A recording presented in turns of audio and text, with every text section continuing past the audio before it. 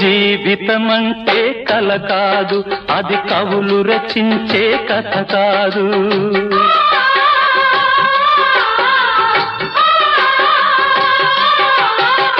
జీవితమంటే కల కాదు, అది కవులు రచించే కథ కాదు. కనుమరుగైనది సిరి కాదు, అది మనదని తలచుట సరికాదు.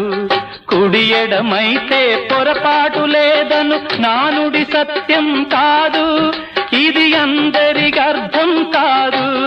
ఓ